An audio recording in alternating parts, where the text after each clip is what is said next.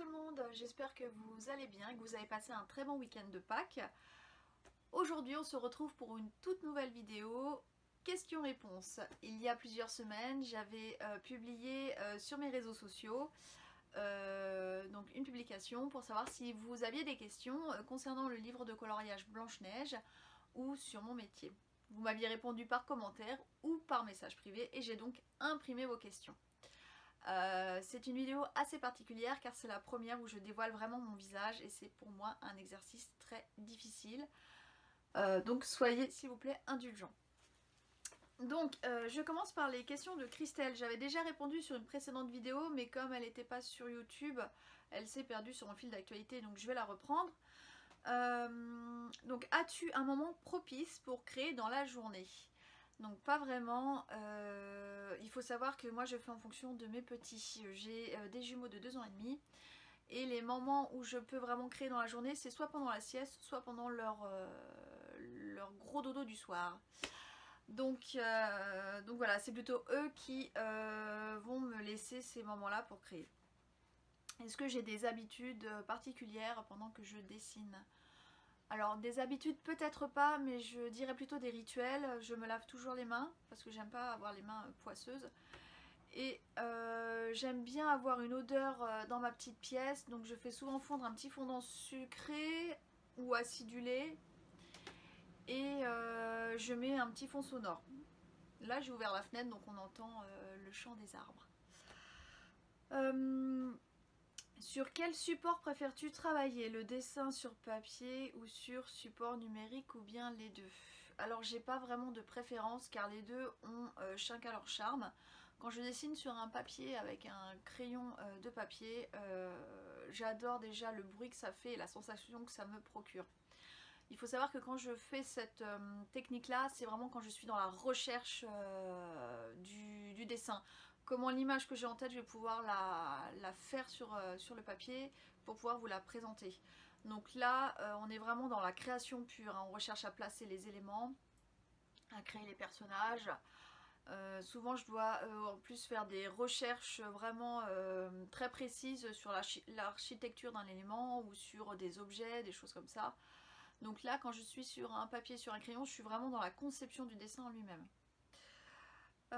Quand je suis par contre sur la tablette numérique, alors c'est pour moi mon petit moment détente. C'est un peu l'équivalent de votre petit moment de coloriage à vous. C'est-à-dire que j'ai fait plus difficile, j'ai cherché avant à faire mes formes, à faire mon dessin, et là j'ai juste à retracer, donc c'est vraiment mon petit moment de détente. En plus je suis sur le canapé la plupart du temps devant un bon film, donc c'est vraiment autre chose en fait. Mais j'aime les deux. J'aime autant quand je dois vraiment chercher et créer avec mon papier et mon crayon, et quand je dois juste faire mon petit retraçage tranquillement avec ma tablette. Une autre Christelle, je me demande pourquoi le conte de Blanche-Neige en premier. Donc je discutais en fait avec une américaine qui aimait beaucoup mon style graphique et qui avait remarqué que j'aimais beaucoup en fait utiliser des personnages de contes dans mes illustrations. Et elle voulait passer une commande de 11 dessins sur le thème d'un même conte, et de fil en aiguille on en est venu à discuter de Blanche-Neige parce que voilà, c'est un conte qui est vraiment très particulier parce qu'il y a un parfait équilibre, on va dire, entre le bien et le mal, entre la belle princesse pure, naïve, qui discute avec les petits animaux, qui s'émerveille devant une fleur, et à côté on a la méchante belle-mère, tout aussi belle que Blanche-Neige, hein. Faut pas oublier que la méchante belle-mère c'est la deuxième personne plus belle du royaume, qui elle a envie de tuer sa belle-fille. Alors déjà rien que ça c'est plutôt pas mal quand même, c'est bien spécial, et en plus elle essaye à 4 reprises de la tuer, donc là on passe vraiment dans un univers assez malsain. Donc voilà, je trouve que c'est vraiment un conte qui a un bon équilibre entre le bien et le mal, entre la féerie et la noirceur, et en plus j'aime particulièrement la scène du cercueil, parce que pour nous en tant qu'adultes le cercueil c'est... Ouh, ça nous fait froid dans le dos hein, quand on voit un cercueil, hein. C'est la mort, hein, faut le dire clairement, c'est glauque, c'est vraiment spécial. Et dans Blanche-Neige, la vision du cercueil, elle doit être présentée autrement. C'est la beauté de Blanche-Neige quand elle est dans son cercueil en verre, avec toutes les fleurs autour, la petite lumière, les petits rayons de soleil sur elle. tous ces éléments mis en place vont faire que, je sais pas, la mort est représentée d'une autre façon. Et je trouvais ça vraiment très intéressant et très sympa à travailler. Donc Blanche-Neige pour moi c'était comme une évidence parce que dès qu'on a parlé de ce conte avec Mia, coucou Mia, si tu passes par là, les images sont tout de suite arrivées dans ma tête. En fait, j'ai tout de suite eu le visage de Blanche-Neige et je savais exactement comment je devais la dessiner. Et après, quand j'ai commencé à lire les origines du conte, vraiment à faire mes recherches sur les différents contes et tout, là les scènes elles sont arrivées d'une vitesse mais incroyable et les idées, oula, elles sont... J'ai dessiné avec tellement de fluidité que pour moi c'était évident de commencer par Blanche-Neige. Après, vous êtes plusieurs à me poser ces mêmes questions qui vont suivre. Est-ce que je vais ressortir Blanche-Neige en version rigide? Alors pour les amoureux des beaux livres de coloriage, je suis désolée, mais cette version-là, c'est vraiment la version collector. Pour moi, c'est très important en fait de présenter une version collector à chaque sortie d'un nouvel album. Donc c'est la version collector couverture rigide avec à l'intérieur son petit numéro. Alors, je sais pas si vous l'avez vu parce que je peux pas trop voir le téléphone dans ce cas-là. Donc non, je vais pas en ressortir parce que pour moi, voilà, ça doit rester la version collector, vraiment la version exclusive pour les 100 premières personnes qui achètent le compte. En plus, il faut savoir que cette version-là, je l'envoie vraiment par ordre d'achat et c'est un travail assez monstrueux. Est-ce que je vais faire d'autres éditions de Blanche-Neige? Donc oui, maintenant il y a la version souple qui est moins onéreuse, c'est vrai, parce que c'est beaucoup moins de travail une version souple. Donc la voici. J'ai vendu tout mon stock précédent, mais vous pouvez toujours précommander pour le prochain stock qui arrive à la fin du mois. Donc là on est vraiment dans une version un petit peu plus simple, mais les dessins sont tous présents. La seule chose qui change, c'est vraiment la couverture et le papier, parce que comme j'ai changé d'imprimeur, le papier sera du 200 grammes à la place de 190 grammes. Comme dans la version précédente. Je suis en train de perdre mon livre collector, ce serait dommage parce que c'est le seul que j'ai. Je vais le poser tranquillement. Est-ce qu'il y aura d'autres livres à colorier à venir ou d'autres livres à venir? Bah oui, actuellement je prépare le prochain conte célèbre à colorier qui sera donc sur le thème de Cendrillon, qui est aussi une princesse. Je trouve que c'est un conte qui est vraiment très intéressant pour plusieurs raisons. Alors vous allez peut-être me prendre pour une folle, mais je suis une passionnée de courges, de citrouilles, de butternuts, voilà, donc j'adore les potirons, potimarrons, autant j'aime les cuisiner que j'aime les dessiner, et je pense que les couleurs d'Alex, si tu regardes cette vidéo, tu vas probablement sourire. Donc voilà, j'adore. En plus pour moi c'est vraiment l'esprit d'Halloween. Je trouve que Cendrillon c'est vraiment un conte qui peut vraiment se marier à cette période de l'année qui est une de mes préférées, donc la période d'Halloween, l'automne, tout ça.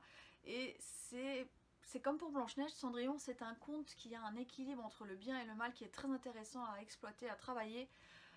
Même si c'est une princesse avec une robe magnifique qui va rencontrer son prince charmant, ils vont tomber amoureux, ils vont se marier à la fin.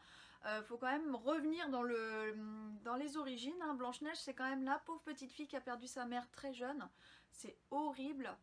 Et après, son père va se remarier avec une femme qui a deux filles. Et son père va venir à disparaître.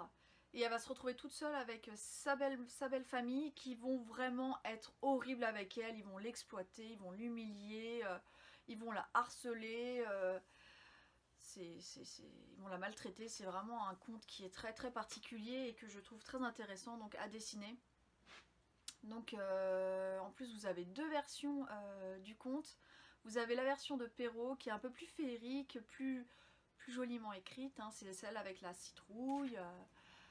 Avec la marraine, la bonne fée, et vous avez la version des contes de Grimm qui est, c'est les frères Grimm, hein, c'est tout de suite plus gothique, plus glauque, plus noir. Donc là, on a carrément les belles sœurs à la fin qui vont se couper le talon et des bouts de pied pour pouvoir rentrer dans la pantoufle. Et puis on a Cendrillon, la pauvre petite Cendrillon qui, dès qu'elle se sent pas très bien, elle va se réfugier au-dessus de la tombe de sa maman. Donc voilà, c'est une image, c'est un symbole assez particulier, quoi. Cette jolie jeune fille qui est la bonté incarnée, qui va pleurer au-dessus de sa tombe de sa maman parce que sa vie est horrible, parce que voilà, sa propre famille, sa nouvelle famille, sa belle famille euh, la maltraite tout simplement. Donc voilà, je trouvais que c'était un conte qui était vraiment, encore une fois, très intéressant, et toujours cet équilibre entre le bien et le mal, la féerie et la noirceur. Voilà, c'est le prochain conte qui arrive. Je travaille actuellement dessus. J'avais prévu de le sortir pour le mois de juin, mais ça sera pas possible parce que ça demande trop de travail en fait. Moi, quand je fais un livre de coloriage, j'en ai pour minimum 6 mois. Je fais énormément de recherches, j'essaye vraiment de vous embarquer dans un autre monde si vous voulez. Donc chaque petit élément, chaque petite chose dans chaque illustration doit avoir son importance et doit avoir un sens. Donc voilà, je ne sais pas quand il sortira quand il sera prêt. Est-ce qu'il y a donc d'autres livres à venir? Oui, je fais aussi beaucoup de contes pour enfants et des contes pour adultes. Et j'aimerais bien faire des contes à colorier avec mes propres histoires, mais c'est très difficile. C'est très difficile d'être un auteur parce qu'on a quand même des normes à respecter, hein. Ne serait-ce que pour sortir Blanche-Neige, il a quand même fallu que je fasse beaucoup de démarches pour pouvoir le sortir sans être dans l'illégalité, si vous voulez. Et c'est pareil pour les contes pour enfants, c'est aussi très particulier. Donc les contes à colorier pour enfants, il faut carrément que ça passe devant un comité pour être accepté et avoir, je crois que c'est l'article 9, un petit paragraphe que je dois notifier après dans le livre. Donc voilà, c'est encore un autre monde. Pour l'instant, je ne suis pas encore dessus parce que faut que je vois en plus s'il faut payer une certaine somme. Enfin voilà, pour l'instant c'est mis de côté. Là, je reste vraiment sur Cendrillon et après je verrai si je peux vous proposer un conte à colorier, mais vraiment mon conte à colorier à moi avec mon texte. Sinon je fais des contes pour adultes, donc là ce sont plutôt des romans de 350 pages environ. Donc là j'ai terminé mon premier roman, il est en phase de relecture avec une professionnelle et j'aimerais très vite vous le faire découvrir. Mais c'est encore autre chose, je sais pas encore si je vais faire des illustrations, si je vais faire un livre à colorier sur ce conte là, parce que pareil là ça, voilà, c'est toujours un conte, moi voilà, je suis très conte, hein. Et c'est un conte noir pour adultes, donc c'est vraiment très particulier. Donc voilà. J'ai répondu à vos questions. Si jamais vous en avez qui concernent toujours les illustrations de Blanche-Neige, bah, n'hésitez pas à me les laisser en commentaire. Moi j'aime toujours prendre le temps de vous répondre, vous le savez, hein, j'aime être présente et être avec vous. Donc il n'y a aucun souci.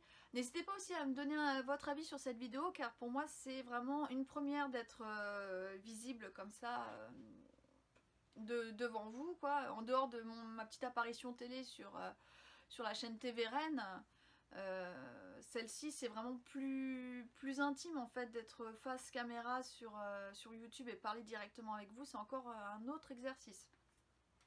Donc n'hésitez pas, voilà, à me laisser un petit commentaire, ça me fera toujours plaisir, à me donner votre avis. Si vous avez des questions, allez-y, je suis là. Et si vous avez vraiment beaucoup de questions, je referai une autre vidéo sur ma chaîne YouTube. Donc voilà, cette première vidéo face caméra se termine. Je vous remercie d'avoir regardé cette vidéo et d'avoir écouté mes réponses. Et puis je vous dis à une prochaine fois. Je vous souhaite une très bonne fin de journée. Ciao tout le monde, bye!